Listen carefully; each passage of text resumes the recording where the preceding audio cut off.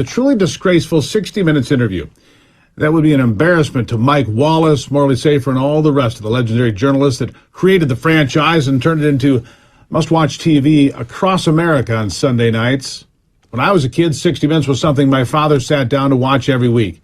It wasn't optional, and you were not allowed to talk much or make much noise or ask too many questions, which I was guilty of many times, by the way. 60 Minutes, despite the very left-leaning political viewpoints of the main on-camera folks, was willing to go after anyone then, ask the questions that no one else would, and really pound people with bruising interviews, no matter what their political affiliation. Well, let's be clear, that is not 60 Minutes today, not anymore. It is a case study in the decline and failure of American media almost across the board at the big three networks and, of course, their little brothers and sisters in the cable news spin-offs. And Scott Pelley, he was an embarrassment to the 60 Minutes brand and to himself with such silly questions. The one that really stuck in my mind when I watched was when he asked President Biden what came to mind when he saw the staged FBI picture of folders inside former President Donald Trump's Mar-a-Lago estate following the raid there on August the 8th.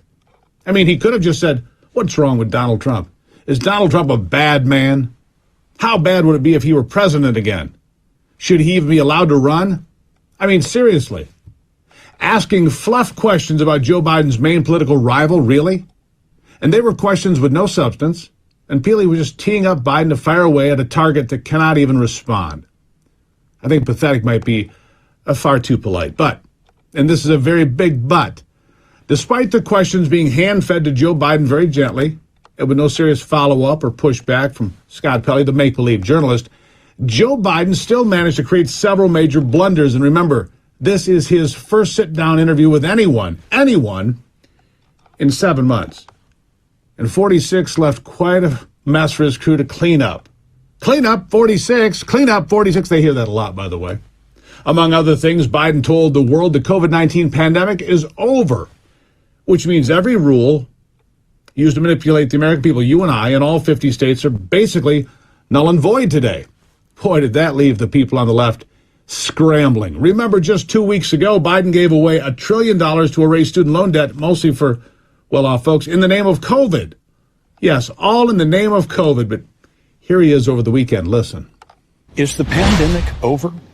The pandemic is over. We still have a problem with COVID. We're still doing a lot of work on it. But the pandemic is over. If you notice, no one's wearing masks. Everybody seems to be in pretty good shape.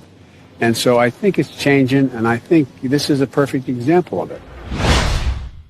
But he's still requiring toddlers to wear masks himself. Weird.